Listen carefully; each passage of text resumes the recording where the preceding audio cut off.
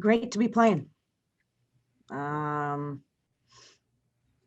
Owls waited a long time for this, and been working hard, and met the challenges of COVID and all the other things that have come along with it. And I couldn't be prouder of them for getting to this point, and for their resilience. Yeah, it's the first time in a while playing. We get some integrated some new players in. We have, I think, a pretty mature team. And certainly I was trying to temper my expectations of what we would look like playing a 90-minute game when we just really got to play 11v11 with our numbers. In our return to play protocol, our first chance to get playing some 11v11 was basically last Saturday, over this whole fall and spring period. So I was trying to temper my expectations, and just wanted to see them compete, be cohesive, and try to certainly apply some of the things that we've been working on. So we're always disappointed if we don't what we think play to our ability. And I think there's two specific areas that we needed to do better, and that was defending higher up the field and having better possession of the ball. I mean, that's, we can't dictate play if we don't do either of those two things. So credit to Army. I thought they played a really good game, and was a tough opponent for our opening match with no real opportunity to scrimmage. But we're getting to know each other. I'm getting to know the team a little bit better, and I know the two specific things coming out of this game that we need to do better. And if we do, I think we can be a real formidable opponent here in the Patriot League.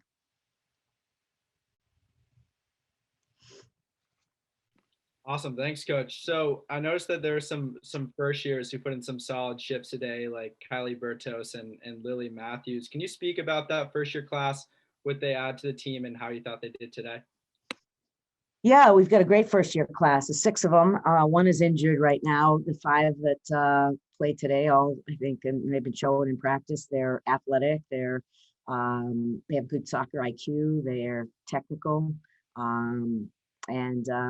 yeah, they've been doing great, and they've been doing it great in training. And Abby McNulty's been doing great in training, and she wasn't quite herself today, and I guess she had a little bit of a physical issue that was preventing her from really being full go. But they're gonna add a lot. I mean, Lily Matthews is probably, if not the fittest, one of the fittest players in the team. She can go for days, and has great technical ability. And Bertos is a fighter. And has a really good calmness to the way she plays, as well as this like edgy grit.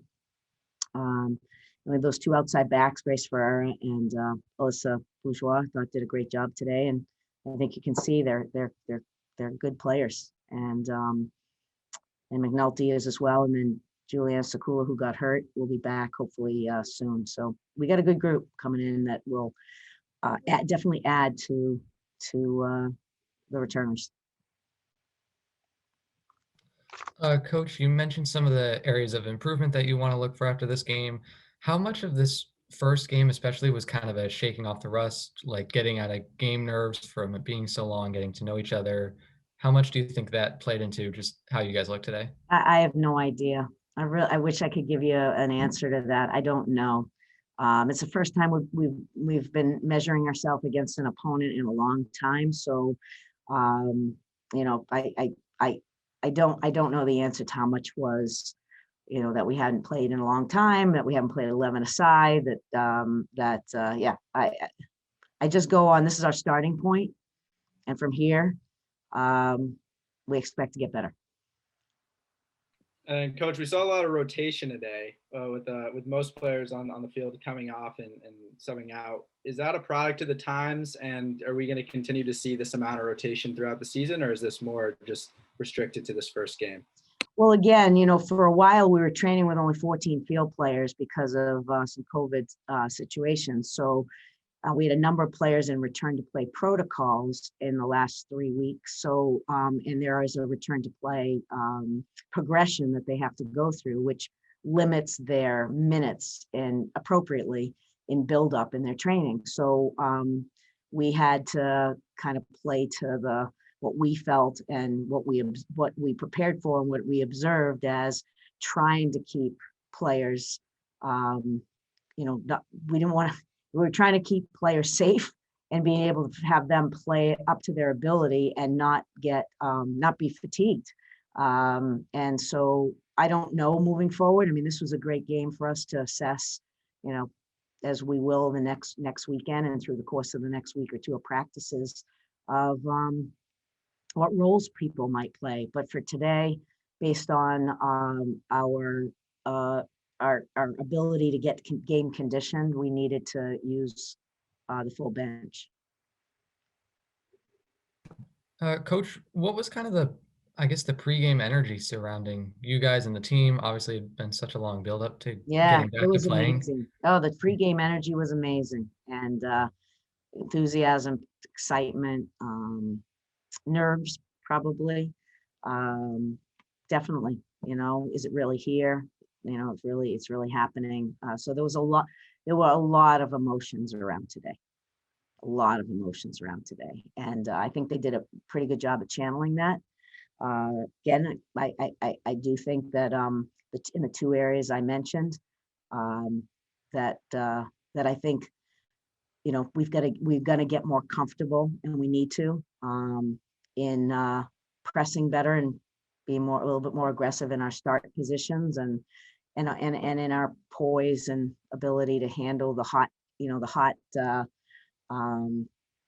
tempo and the pressure of the game and the opponent who's it's not practice anymore. The tempo and the speed and the physicality is raised up a bit, and we have to be able to keep our cool and keep our composure so that we can keep the ball better and make better choices. We didn't build up enough to have possession into the final third. We just didn't. And so, and when you aren't possessing it, that means you're defending. So, and that can then tip the game because you're kind of getting worn down because you're defending more than we want to, and that wears you out. Thanks again for your time, Coach. You just alluded to, offensively, the struggles a little bit. I thought as the game wore on, you guys got a little more comfortable going forward. For things to start to click, what are you going to need to see from your offensive players? What are the ingredients to a success? It's not our offensive players. It's our entire team. What we need to see them be able to have the poise and composure under pressure to keep the ball, to play in, play out, get it out of concentration, move it to the other side, solve pressure. So that's what we need to see. And we're not talking about offensive players and defensive players, where when we have the ball, we're all offensive players. So it's everybody.